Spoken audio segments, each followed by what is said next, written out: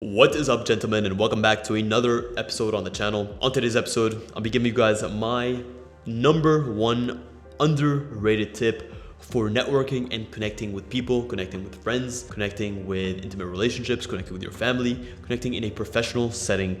And this is such a lost art. This is the power of asking good quality questions.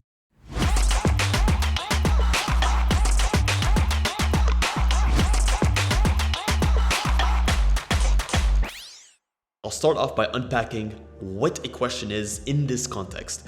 What does it mean to ask a good quality question? A good quality question is an iterative process, especially when you're first getting to know someone. It's not an interrogation. There's a difference between a good quality question and an interrogation. An interrogation is a series of questions asked in succession with no specific rhyme or reason for what's come before it and what's come after it. A good quality question builds a relationship. It builds a conversation. It moves a conversation forward that signifies to the person in front of you that the person that I'm speaking to is listening to me and they're being attentive and they're actually absorbing what is being said and they're asking leading or follow-up questions on this. So now that we've identified the purpose of good quality questions and how we structure them, let's look at ultimately what the power is. What is the secret behind a good quality question? Why is it so effective? The easiest way to build a friend, to make a friend, is to ask the right kinds of questions.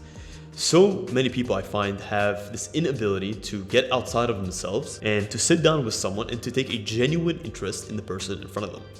This is because we've just become so far into our own minds. We almost think that the world is a singular entity that revolves all around us. And though this may not come from a negative part of ourselves, it comes from a part of ourselves that is unaware. When we're unaware and we assume that everything, all of the thoughts, the emotions, the energies of the world revolve around what we're doing, we become extremely blindsided to the realities of the world, which is people are living their own lives, people have their own thoughts and their inhibitions and their dreams and the things that make them happy and the things that make them sad. By stepping outside of ourselves, we're able to look at life for what it is.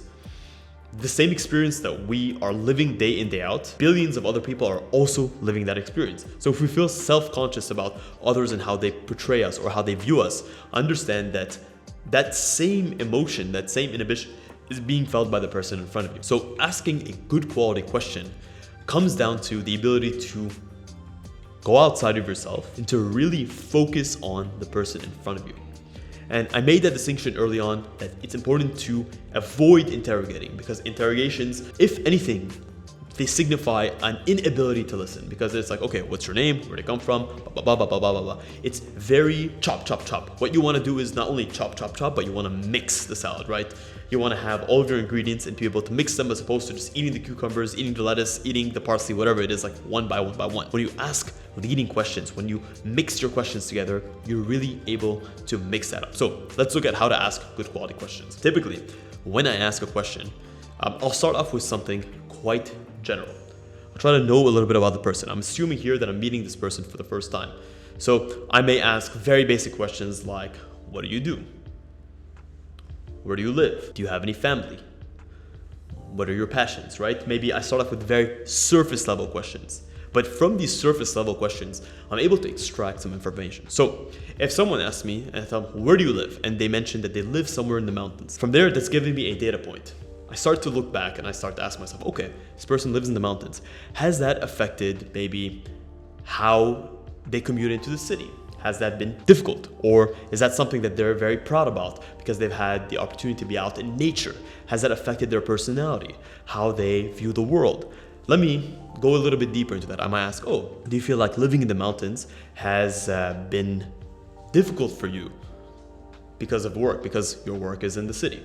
And they might say, oh no, I tend to wake up early. This gives me another bit of information about this person. They are someone who likes to wake up early.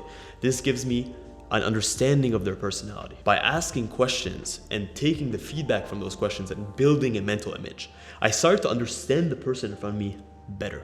And as I start to understand them, I'm able to ask more and more tailored questions that get them to think, that evoke an emotion out of them. And if you're skilled and talented in this enough, and this is something that is important to understand, you're able to evoke the right kinds of emotions in them. If you want them to feel excited, You're able to ask the questions that get them excited. If you want them to feel nostalgic, you're able to ask the questions that make them feel nostalgic.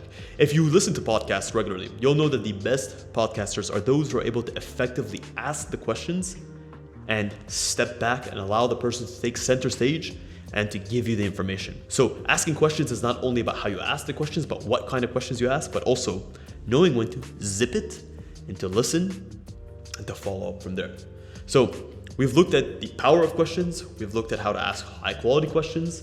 Now let's ultimately look at what good quality questions and how can benefit you in your life. Life is a series of connections. Your ability to connect with people and to make emotional connections is going to give you success in all of your core areas of life. In business, in relationships, in friendships, and in your family. The ability to get outside of yourself is tremendously powerful because as you get outside of yourself, you lose the inhibitions necessary or the inhibitions that keep you from actually connecting with people. Because if you're too busy thinking about yourself and how you're showing up in a conversation, and is my hair right? Am I sitting right? Is my tonality correct? When you're thinking so deeply about these things, there's no way in hell that you're actually listening to the person in front of you. But when you're listening to the person, when you're truly listening, it's felt, it's present, it's energetically present, and it's actually physically present because you're actually listening to what's being said and you're able to counter back with the right types of questions. So this has been like a short technical episode because I often find that it's not something that most people think of like how do I ask high quality questions? How do I move the conversation in a way that is aligned with both of the parties and is interesting and engaging for both parties without making it feel forced? And that is what a good quality question comes down to. It is a natural flow. And if the person in front of you is a high quality person, they're also going to reciprocate.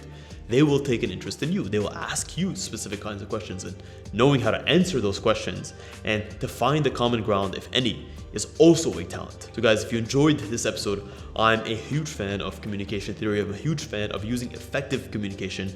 I find that communication is the number one way that you can influence the world and influence it in a way that moves it closer and closer to your goals. And this is the number one thing that any of us should be developing as people in the 21st century, the ability to communicate, the ability to connect. It's a lost art, and I hope that it will not remain so as more and more people understand that the digital world that we live in is not the be all and all. And at some point we have to retain our core essence. I find more and more people will come back to this. So take a moment, practice it, read up on it, watch more videos like this, check our channel. I've done a ton of videos, maybe over 120 videos so far, and I have a ton of great videos on body language, communication, and overall connection. If you guys want to see more episodes like this, let me know what other topics you want to see me cover in future episodes. Until next time, guys, thank you so much for tuning in to this episode of Shadi TV. Until next week's episode, stay awesome.